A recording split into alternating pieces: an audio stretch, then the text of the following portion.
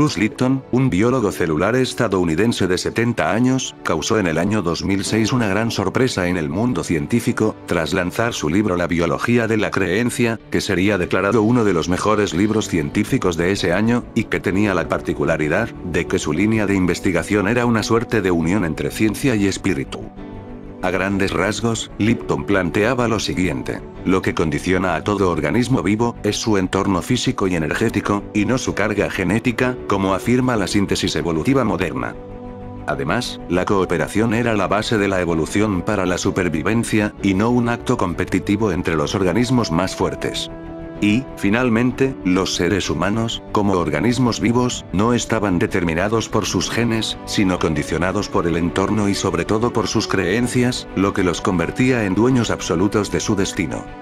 El Dr. Lipton explicó en su libro que nos han hecho creer que el cuerpo es una máquina bioquímica controlada por genes, sobre los que no podemos ejercer ninguna autoridad. Eso implica que somos víctimas de una situación. No elegimos estos genes, los recibimos al nacer, y ellos programan lo que sucederá.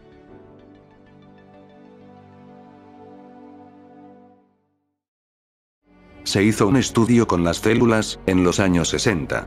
En esa época había muy poca gente trabajando en ello. El experimento que se hizo en esa época, cambió la idea que se tenía del mundo.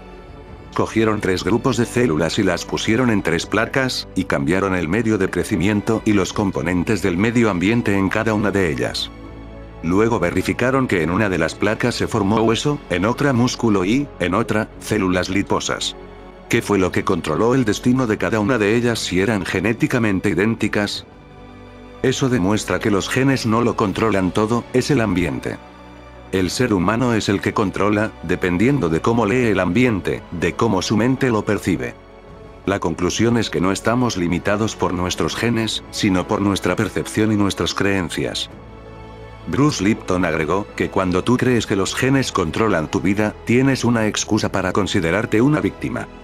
Hay enfermedades que sí, en efecto, son causadas por un gen, pero estas enfermedades equivalen a menos del 2% de los malestares que sufre la población mundial. La mayoría de la gente viene a este mundo con genes que deberían permitirles vivir una vida feliz y saludable.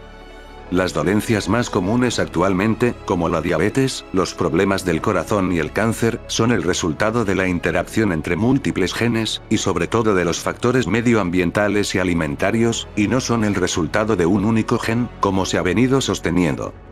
Por eso se cree que la mayoría de las enfermedades tienen una causa genética o hereditaria, y que por tanto no podemos hacer nada para defendernos de ellas o para curarnos.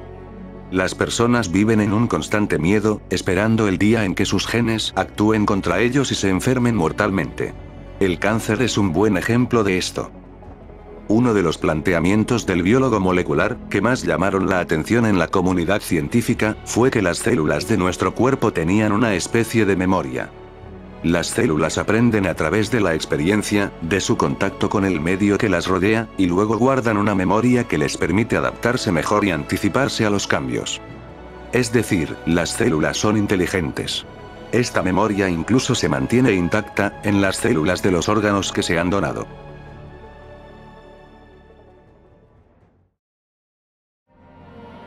La farsa de los medicamentos. El científico dedicó parte de su libro a abogar por un nuevo tipo de medicina, una que tenga en cuenta el poder de la energía y su capacidad para curar. Nos dan medicamentos para la enfermedad, pero la mayoría de las veces causan más problemas que beneficios. La medicina basada en la farmacología no entiende cómo está interrelacionada toda la bioquímica del organismo. Cuando tomo una pastilla química y la introduzco en mi cuerpo, no solo afecta a aquel lugar donde tengo el problema, sino que afecta a muchas otras cosas a la vez. Son los llamados efectos secundarios. Pero, en realidad, estos efectos no son secundarios, sino directos. Según recientes estadísticas en Estados Unidos, los fármacos matan allí a más de 300.000 personas cada año. Hay algo que no funciona en la ciencia médica. Hace algunas cosas bien, como la traumatología, pero está matando a mucha más gente de la que ayuda. Bruce Lipton agrega que si miras dentro del átomo, hay electrones, protones, neutrones. ¿Y qué hay dentro? Energía. La ciencia más reciente indica que el cuerpo responde a la física cuántica, no a la newtoniana. La mente es energía.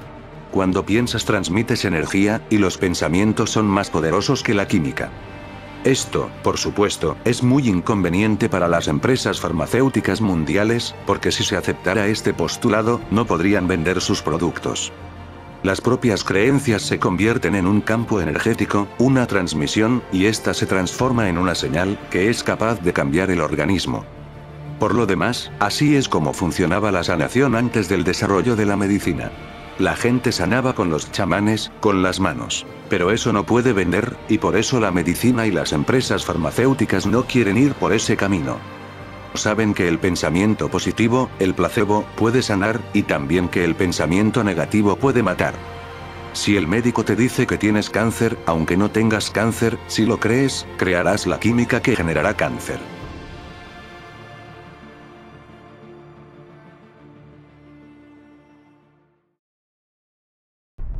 El poder de la mente humana para la autocuración.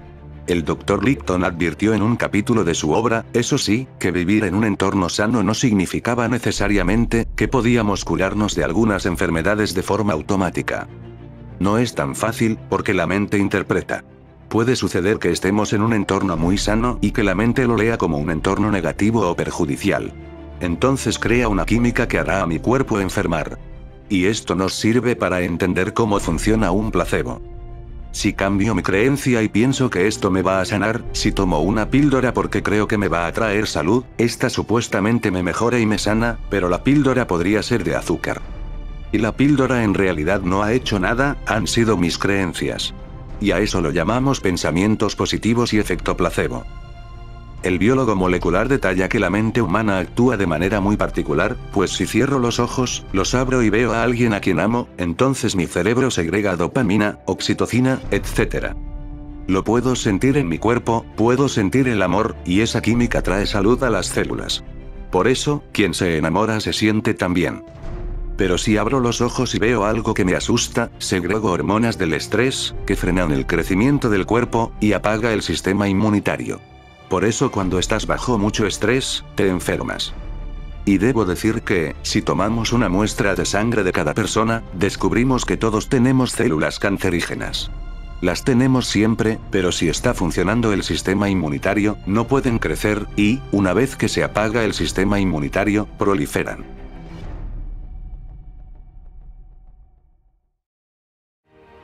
El poder del subconsciente humano. Bruce Lipton afirma también en su libro que, en la mente, quien realmente tiene el poder es el subconsciente, y que la personalidad y la salud de los individuos se conforma como un aprendizaje en el vientre materno y en la niñez, hasta aproximadamente los 6 años. El subconsciente es millones de veces más poderoso y más importante que la mente consciente. Utilizamos el subconsciente el 95% del tiempo, pero no lo podemos controlar.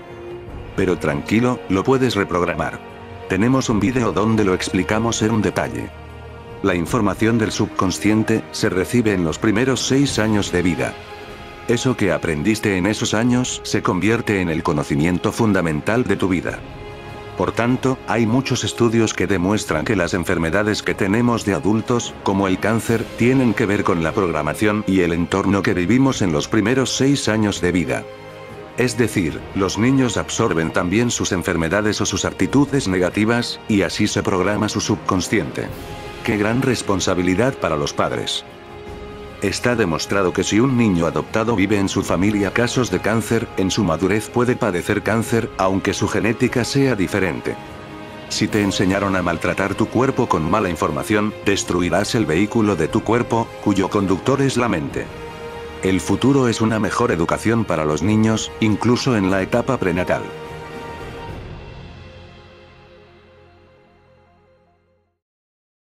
Energía vital que se transfiere.